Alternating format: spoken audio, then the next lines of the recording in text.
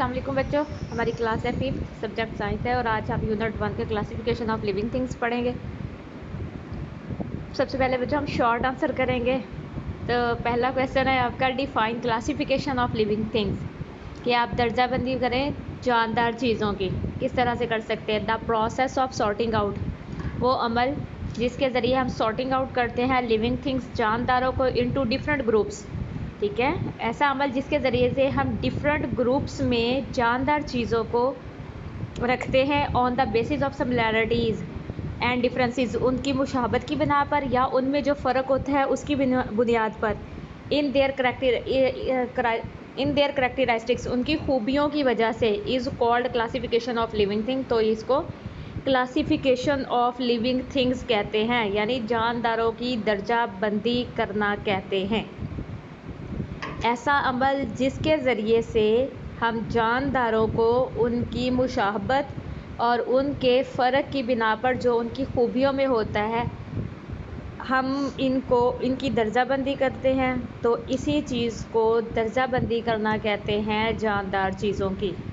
तो जो question number आपका 2 है, डिस्क्राइब द नीड्स, बयान करें ज़रूरत एंड इम्पोर्टेंस और अहमियत of classification.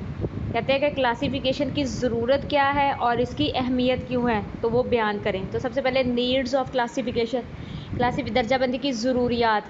Classification of living thing is essential for making their study easier, classification बहुत ज़रूरी है जानदारों की for making their study easier, ताकि इनकी स्टडी आसानी से की जा सके। यानी जिन जानदारों के बारे में हमने स्टडी करना है, उसका मुताला करना है, तो आसानी से अगर दर्जाबंदी की होगी तो हम उस चीज़ के बारे में आसानी से पढ़ सकते हैं।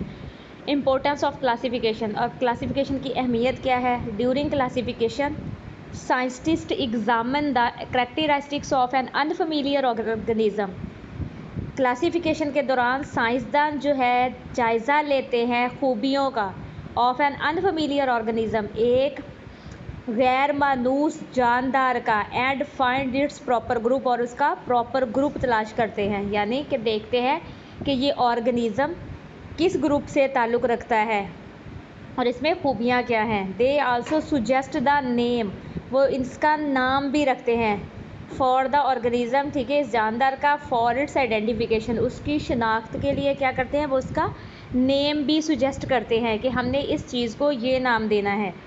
क्योंकि जो चीज़ हम फर्स्ट टाइम में देखते हैं हमें नहीं पता होता उसका क्या नाम है, तो साइंसदान उनकी खूबियों, उनकी मुशाबत की बिना पर उनकी फिर दर्जाबंदी करते हैं और उनका नेम सुजेस्ट करते हैं। व्हाट आर मैमल्स, मैमल्स क्या हैं, ठीक है। Mammals include humans and all other animals that are warm blooded vertebrates. Mammals जो हैं में इंक्लूड शामिल है, ह्यूमंस इंसान भी शामिल है, एंड ऑल अदर एनिमल्स और दूसरे तमाम जानवर दैट आर वार्म ब्लडेड, जो वार्म ब्लडेड होते हैं, वर्टिब्रेट्स यानी जिनकी है बैकबोन, मतलब जिनकी रीढ़ की हड्डी होती है, और ऐसे तमाम जानवर जो दूध देने वाले होते हैं उनको मैमल्स कहते हैं। दे हैव फर, इनके फर होती है, और हेयर, और या बाल होते हैं, ऑन देयर बॉडीज़, इनके जिस्म पर या तो बाल होते हैं या फर होती है। They also feed there babies with milk, ये अपने बच्चों को दूध पिलाते हैं। एग्ज़ाम्पल इसकी है काऊ गाय, गॉट बकरी, हॉर्स घोड़े, टाइग्रस और चीते, कैट्स बिल्लियाँ वगैरह, ठीक है। तो ये सारी मैमल्स की एग्ज़ाम्पल हैं। तो मैमल वो जानवर होते हैं जो दूध देते हैं, ठीक है, अपने बच्चों को दूध पिलाते हैं, और इनकी बैकबोन भी होती है। व्हाट आर इंसेक्ट्स, इंसेक्ट्स क्या हैं, ठीक है, हशरात, कीड़े मकोड़े, कौन सी चीज़ें हैं, ठीक है, वह क्या हैं ये। Insects are well known invertebrates, वो कहते हैं इंसेक्ट्स जो है, हशरात जो है, ये एक बहुत मशहूर इनवर्टिब्रेट्स है। हैव नो बैकबोन, मतलब जिनकी रीढ़ की हड्डी नहीं होती, तो ये वो हशरात जिनकी रीढ़ की हड्डी नहीं होती। विद जॉइंट लेग्स, और इनकी लेग्स जो होती है जुड़ी हुई होती हैं। दे हैव सेगमेंटेड बॉडीज़, और इनकी बॉडी जोड़दार होती है, ठीक है, सेगमेंट्स होते हैं। The every insect has 3 parts her insect के 3 पार्ट होते हैं ऑफ इट्स बॉडी उसके जिस्म में। हेड, सबसे पहले उसका सर होता है, थॉरैक्स होता है एंड एब्डोमेन होता है। ठीक है, एग्जाम्पल इसकी क्या है? आंट है, बटरफ्लाई है एंड बी है। आंट चूंटी, बटरफ्लाई तितली और बी मक्खी। तो आपने याद रखना है कि इंसेक्ट्स के जो 3 पेयर्स होते हैं, 3 पार्ट्स होते हैं। सबसे पहले हेड होता है, फिर थॉरैक्स होता है, फिर एब्डोमेन होता है। और इसकी 6 टांगें होती हैं। मतलब अगर 3 पेयर हैं तो एक टांग उस साइड पे, एक टांग उस साइड पे, तो 3 से 6 टांगें होती हैं।